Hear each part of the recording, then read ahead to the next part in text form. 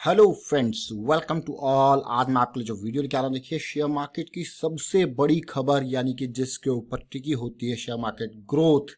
GDP growth rate, कितना GDP अभी दिखा है पिछले क्वार्टर का और आगे क्या होने वाला है, किस तरीके से जो मैन्युफैक्चरिंग आउटपुट्स हैं वो डाटा क्या कह रहे हैं, अलग अलग कोर सेक्टर के डाटा क्या कह रहे हैं, उन सारी बातों पे फोकस करते हैं छोटे से वीडियो में। और आगे बढ़ने से पहले मैं आपको बता दूं, अगर आपने अब तक चैनल को सब्सक्राइब नहीं किया तो आप बहुत सारी चीजें मिस कर रहे हैं, क्योंकि यहाँ पे आपको टेक्निकली नहीं, फंडामेंटल डिटेल्स भी सारी चीजें बताई जाती हैं। बिल्कुल, और जल्दी से ज्वाइन कर लीजिए मेंबरशिप, वहां पे ज्वाइन बटन पर क्लिक करके, क्योंकि उसमें पूरी की पूरी टेक्निकल एनालिसिस की सीरीज आपके लिए स्टार्टेड है। देखिए, हर किसी को पता है कि लॉकडाउन हो रहा है, न केवल इंडिया में बल्कि ग्लोबली ये लॉकडाउन चल रहा है और रिसेशन सबके सामने है। हर कोई, लाखों लोगों की नौकरियां जा रही है, रिसेशन सबके सामने है और ऐसा हो रहा है। देखिए, जो डाटा है वो आपको क्या कह रहा है, वो डाटा बहुत ही खतरनाक, बहुत ही अलग अलग सेगमेंट में अगर आप देखोगे तो बहुत ही जबरदस्त डाटा, मैं कहूंगा जबरदस्त इन द सेंस। ये देखिए नंबर्स को आप, ये कोर सेक्टर के देखिए, अप्रैल में जो कोर सेक्टर का डाटा है वो क्या कह रहा है। देखिए किस तरीके से कोल का आउटपुट 15% डाउन रहा, सीमेंट सेक्टर का आउटपुट 86% डाउन रहा, स्टील सेक्टर का आउटपुट 83% डाउन रहा, फर्टिलाइजर आउटपुट 4.5% डाउन रहा, क्रूड ऑयल का आउटपुट देखिए 6.4% ईयर ऑन ईयर बेसिस पे डाउन। देखिए नेचुरल गैस का आउटपुट 19% डाउन। तो बहुत ही जबरदस्त यहाँ पे आप देख सकते हो। अब देखिए डिटेल, और डिटेल में जानेंगे अभी जीडीपी ग्रोथ। जीडीपी ग्रोथ जो है फाइनेंशियल ईयर 20 की किस तरीके से, ये मैं कहूंगा जो एक्सपेक्टेशन लगाई गई थी उससे कहीं अच्छी, ऐसा बताया जा रहा है। भाई देखिए, बेटर देन एक्सपेक्टेड एट 4.2%, जो फाइनेंशियल ईयर पूरी 20 की डिटेल्स आई हैं। बट लॉकडाउन तो देखिए मेजरली मार्च एंड या फिर अप्रैल मई, जो आप देख पा रहे हो अभी यहाँ पे। और इंडिया का जो जीडीपी है अभी 3.1% था, जो अभी Q4 आपका गया फाइनेंशियल ईयर 20 का। पिछले क्वार्टर में, यानी कि जो Q3 फाइनेंशियल ईयर 20 का था, वहां पे ये था 4.7%। तो आप इन नंबर्स को देखिए दोबारा से किस तरीके से ये चेंज हुआ है। देखिए 3.1% और फाइनेंशियल ईयर लास्ट क्वार्टर में कितना था, दिसंबर वाले क्वार्टर में 4.7%। अगर देखा जाए तो इंडिया की इकोनॉमी 3% से ग्रो करी है Q4 में। देखिए जो कि पहले 4 पॉइंट, ग्रॉस वैल्यू टर्म की बात की जाए तो 4.5% से, बहुत ही अच्छी बात है भाई। देखिए इतना तो एक्सपेक्ट नहीं किया था, लेकिन फिर भी बेटर देन एक्सपेक्टेड कह रहे हैं यहाँ पे। India sees financial year 20 growth rate कितना, 3.9% के हिसाब से जीबीए ग्रोथ। और उसके अलावा मैं अगर देखूं कि आने वाले टाइम पे government says GDP estimates are likely to undergo revision. जरा देखते हैं रिवीजन डाटा क्या है यहाँ पे। Q1 now stands eight 5.2%, downgrade from 5.6%। Q2 कितना, 4.4%। और Q3 जो है वो रिवाइज डाउनवर्ड टू 4.1%, ये एस्टिमेट्स हैं। और उसके अलावा फाइनेंशियल ईयर 20 मैन्युफैक्चरिंग सेक्टर की ग्रोथ अगर आप देखोगे तो 0.0% financial year 20 versus 5.7% in financial year 19। जरा देखिए trade, hotels, transport, telecom growth ये 2.6% का रखी गई है, और फाइनेंशियल रियलिटी ग्रोथ जो है वो 2.4% की रखी गई है। जरा देखिए इन ग्रोथ को। फिलहाल जो जीडीपी के नंबर्स है फाइनेंशियल ईयर 20 के लास्ट क्वार्टर के, वो 4.2% है। ऑल्दो ये लोवेस्ट है करंट सीरीज में, बट फिर भी मैं कहूंगा कि लोवेस्ट तो है करंट सीरीज में, बट फिर भी भाई बेटर देन एक्सपेक्टेड कहा जा रहा है इनको। India reported a better than expected growth of 4.2% in financial year 20। भाई बहुत ही अच्छी बात है ये तो।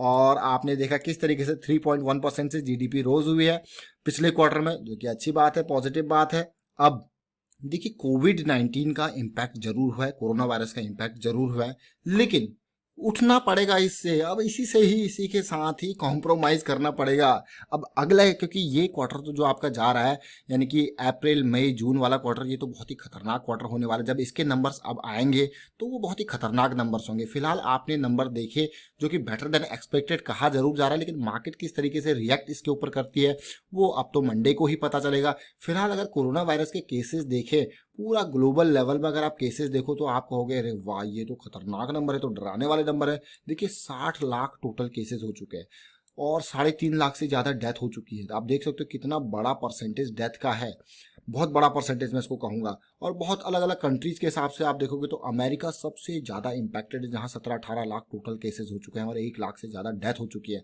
अगर इंडिया की बात करते हैं तो इंडिया भी ज़्यादा पीछे नहीं है, ये 9वें नंबर पर आ चुका है। अगर अमेरिका, यूरोपियन कंट्रीज को छोड़ के देखिए, एक ब्राज़ील है जहाँ बहुत तेज़ी से नंबर्स बढ़ रहे हैं।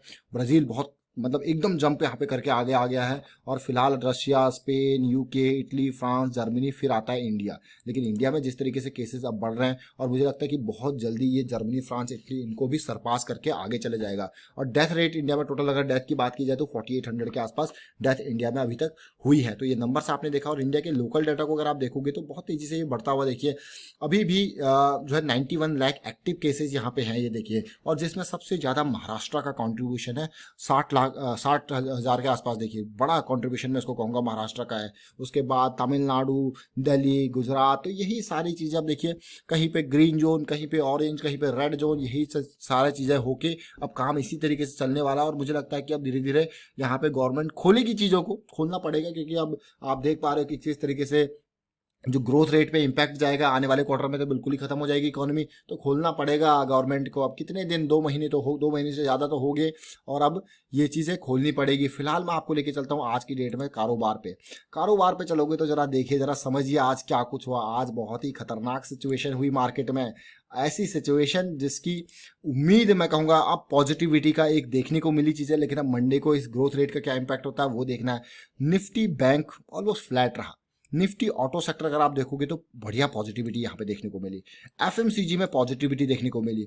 फाइनेंशियल सर्विसेज में थोड़ा सा पॉजिटिविटी मैं कहूँगा। पीएसयू बैंक, प्राइवेट बैंक इतने पॉजिटिव नहीं थे। फाइनेंशियल सर्विसेज में देखेंगे क्या पॉजिटिव था। लेकिन निफ्टी रियलिटी सेक्टर और निफ्टी मेटल सेक्टर अच्छा खासा। और फार्मा ने आज मार्केट को लीड, जैसे मैं आपको पहले भी बता रहा था कि फार्मा जो है वो भागने वाला है। फार्मा अभी रिक्वायरमेंट फार्मा है कि तो फार्मा ही चलेगा।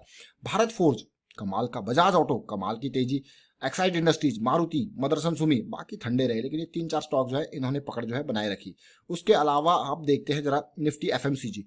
एफएमसीजी में अगर आप देखोगे तो कॉलगेट पामोलिव ने जबरदस्त 6-7% की तेजी। मैकडोवेल यानी कि यूनाइटेड स्पिरिट्स देखिए 4-5% की तेजी। डाबर में तेजी देखने को मिली, देखिए बढ़िया। मैरिको में तेजी देखने को मिली, बहुत ही बढ़िया। गोदरेज कंज्यूमर आज और तेजी। आईटीसी बहुत बड़ा कंट्रीब्यूटर है, देखिए Nestle India, ITC, Godrej industries इन्होंने भी संभाल के रखा मोर्चा। लेकिन हिंदुस्तान यूनिलीवर के शेयर ने थोड़ा बहुत, इसने भी मोर्चा संभाल के रखा। अगर ओवरऑल देखा जाए तो जुबिलियंट फूड लास्ट में आके गिरा, जुबिलियंट फूड, और साथ के साथ टाटा कंज्यूमर में भी लास्ट में आके गिरावट जो है देखी गई। उसके अलावा अगर मैं बात करूं निफ्टी पे फाइनेंशियल सर्विसेज की, तो यहाँ पे ICICI prudential life, Cholamandalam finance, ICICI insurance के शेयर्स मेजरली इनमें तेजी देखने को मिली। और एचडीएफसी ने पकड़ बनाए रखी। उसके अलावा महिंद्रा एंड महिंद्रा फाइनेंस, थोड़ा बहुत बजाज फाइनेंस में, एसबीआई लाइफ में, एसबीआई में, इनमें तेजी देखने को मिली। बट ओवरऑल जो डाउन रहे जैसे पीएफसी, एक्सिस बैंक, इनमें थोड़ा सा गिरावट देखने को मिली। बजाज फाइनेंस भी ऑलमोस्ट डाउन ही रहा। और अब बात करते हैं यहाँ पे मेजर निफ्टी रियलिटी सेक्टर में। अगर आप देखोगे तो गोदरेज प्रॉपर्टीज ने कमाल कर दिया। Prestige, phoenix limited, DLF, Oberoi reality ये छाए रहे आज की डेट में। और उसके अलावा फार्मा में अगर आप देखते हो, देखिए मेटल में देखते हैं, देखिए एपीएल, अपोलो पाइप्स, कोल इंडिया, एनएमडीसी। देखिए कोल इंडिया वापस बड़ी तेजी से भागता हुआ वो 140 के लेवल पे आ चुका है। जरा देखिए 120, 122 के आसपास जा चुका था जब मोनोपोली खत्म होने की बात हुई थी, लेकिन उसके बाद बड़ी तेजी इसने दिखाई। और फार्मा सेक्टर को अगर आप देखते हो तो भाई डिविस लेबोरेटरीज, डॉक्टर रेड्डी, सन फार्मा, ग्लैनमार्क, सिप्ला, ऑरबिंदो फार्मा, सब ने पकड़ जो है बनाए रखी है आज की डेट में। ये ऑरबिंदो फार्मा थोड़ा लास्ट में आके नीचे चला गया, बट बाकियों ने पकड़ जो है बनाए रखी। अब एक नज़र देखते हैं आज जो जद्दोजहद हुई, जो लड़ाई हुई इनके बीच में, किस तरीके से निफ्टी ने रिएक्ट किया। देखिए पॉजिटिव साइड्स में बहुत ज़्यादा लोग थे।